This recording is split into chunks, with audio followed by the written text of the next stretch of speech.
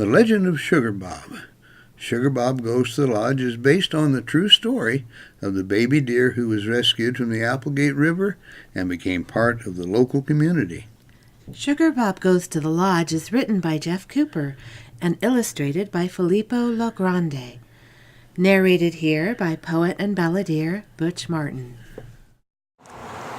Welcome to the Sugarbob Goes to the Lodge mini documentary. It's a story about a story about a story. Hope you enjoy it. Sugarbob Goes to the Lodge.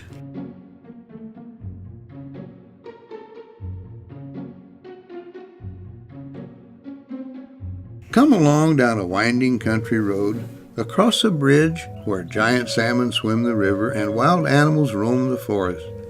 Beneath shining white clouds and a blue water sky, Richard and Joanna build a welcoming place by the river. Let's call it the Lodge, they said. Their children, Duke and Dusty, helped. They made delicious food for the people to eat and played beautiful music for them to hear. Pete was the waiter, and he carried steaming hot plates and cool drinks to the happy diners.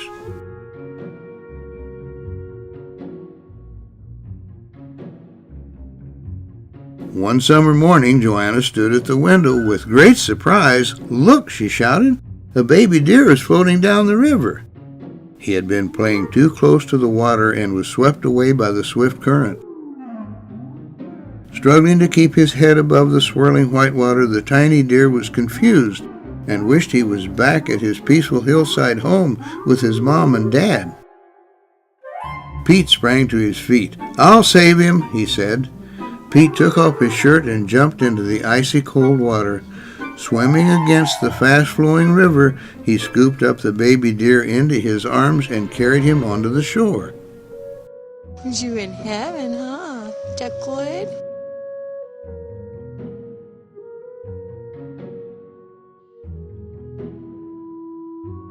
They named the deer Sugarbob, and he became a part of the family. Richard fed Sugarbob bagels and roses and lots of yummy plants from the garden. Sugarbob celebrated his new home. He was filled with joy. Sugarbob made friends with Trooper the dog and Smokey the cat. Smokey hunted mice during the night. She just slept most of the day. "What does a young buck do for fun around here?" asked Sugarbob. Trooper taught Sugarbob about the neighborhood and told him that there was candy at the store. Sugarbob wandered across the highway to go to the store. Suddenly a big truck came roaring by. Sugarbob stopped in his tracks, frozen with fear. The driver slammed on his brakes and the truck skidded to within inches of him. Sugarbob did not know that the road was dangerous because he was a deer. Luckily, he made it across safely. Sugarbob walked slowly and quietly into the store. Lucinda was behind the counter and watched in amazement as the small deer began to eat the candy that was on the shelf, munching the wrappers and all. "Neil, the store owner, will not be happy when he hears about this. It's not right to steal candy," Lucinda scolded him. Sugarbob walked out of the store with his head down. He did not understand because he was a deer. Well, Sugarbob.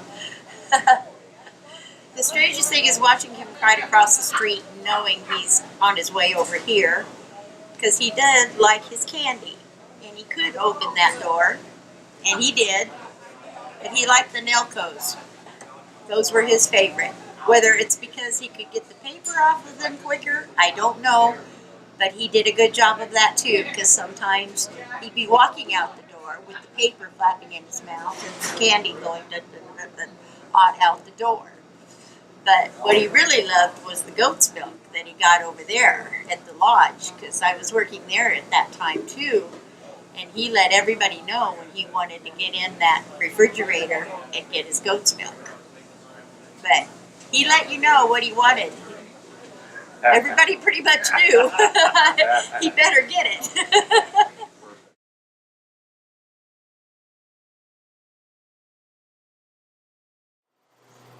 he would steal candy. Usually the stuff from the store across the street that was in rolls because it was easier for him to steal.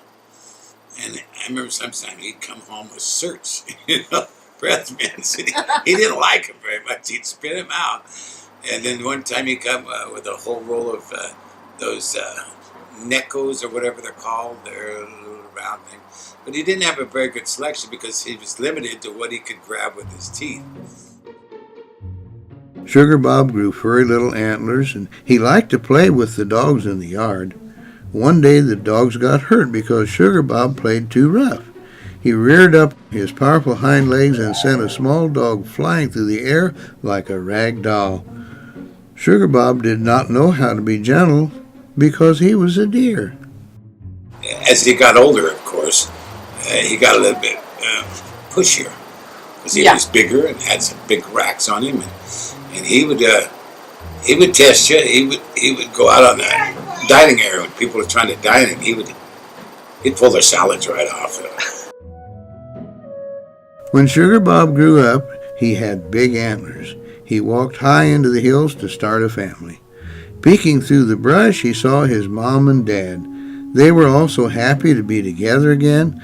They pranced around in a circle, laughing and throwing their heads back. A lovely doe named Fawn watched from behind a tree. She jumped into the circle to dance with Sugarbob, and they fell in love with each other. Sugarbob and Fawn had 2 baby deer, Bucky and Speckles. Sugarbob taught Bucky and Speckles the lessons he had learned about crossing the road, frolicking too close to the river, and how to play with the other animals. Sugarbob told Bucky and Speckles the story of how he was rescued from the river, finally reuniting with his parents and meeting Fawn. Sugarbob led Fawn, Bucky, and Speckles down the mountain trail to visit his childhood home and kind friends. Sugarbob expressed the love and gratitude he felt for the generous hearts of his lodge family and would carry that feeling with him forever.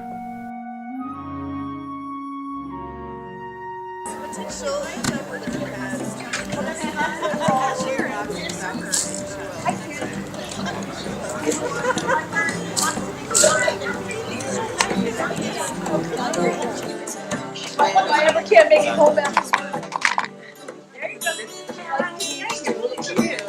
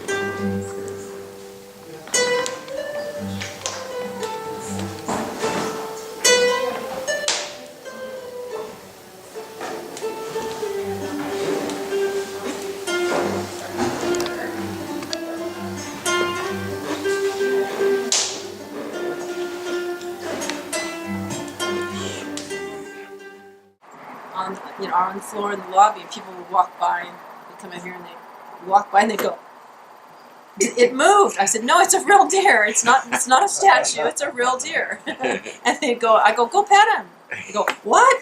No, he came here and spent 16 months. He did have some characteristics that were more human than he was deer. He'd have his coffee and bagels every morning as long as there was a little bit of sugar and cream in the coffee. Well, I used to have to, our reservation book is made out of a tablet with paper. And I remember I came in one time and he was in the office. And he was up on up on his front legs, and he was chewing the reservation book, and I about freaked out. I went, no, don't do that. So we had to start putting the reservation book on the refrigerator top so that he wouldn't get it. He was quite the character. Yeah, he liked to eat.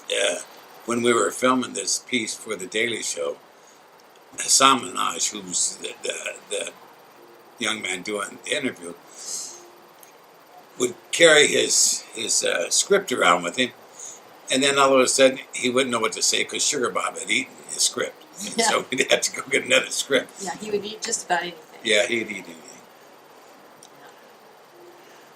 No, he was a true pleasure. Yeah, he would jump right in the back of the van. Yeah. Richard has a van, and we have a place a mile and a half from here. And he would just ride down there like he was a dog in the back. It was the I coolest actually thing. got the van for him after I got him, because I had a van from my first year and he always rode with me. And so Sugarbob, he got a nice van. Yeah, and he would like to go across the street, like we were saying, and get candy. And he'd go to the store, and then I'd get a call from somebody over there. Sugar-Bob's over here. You got to come get him. You got to get. I said, I can't get him. He's a deer. So I'd have to bring the van over there, shoo him into the van, and bring him across the street. And then I'd have to put him in the butt hut so that he wouldn't run around. They're only pets and friends till they get to their manhood stage. There's little bucks. And then once they shed that horn, shed that fuzz off their fuzz, horn, yeah. they change their attitude a little bit. Yeah, they get a lot more aggressive. This is Pete. Maybe Pete can tell you some stuff. Yeah, I remember a few good stories about Sugarbob. I remember when we first got him and got the goat milk. The first few days, he was drinking out of a Newcastle bottle with a nipple with goat's milk in it. And then before he started drinking on his own. But yeah, he was a great friend to have around. Yeah.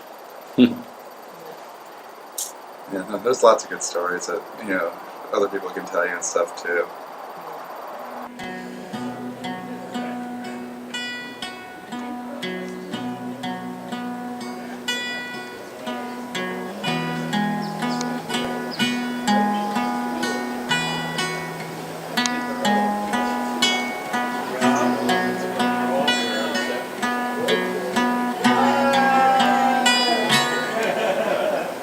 Yes, I have a great story. I said, well, I have 1,000 stories, but I'll tell you this small story. When he was small, being in here, and we'd feed him, and then as he got bigger and then he got his horns, he was in the office, and he wouldn't let us go into the laundry room. So he'd buck us until we would leave, and then we'd come back and try to get him out of the car. But we had so many stories, and he was so beautiful, and he would sit in here elegantly, and you didn't even think he was alive. You thought he was a statue, and then people would see him and start taking pictures. It was a lot of fun. He was darling. Sugarbob's adventures were celebrated on Comedy Central's The Daily Show with Jon Stewart and by Oregon Public Broadcasting. Sugarbob spends his days happily foraging for food with his family in the mountains of southern Oregon, overlooking the lodge. The story of Sugarbob warmed the hearts of the people in the local community. Jeff was inspired by this story and wanted to let others know about the kindness we share with all creatures. Pretty amazing life that he was able to lead here, and what he did for us, and what he brought a lot of happiness.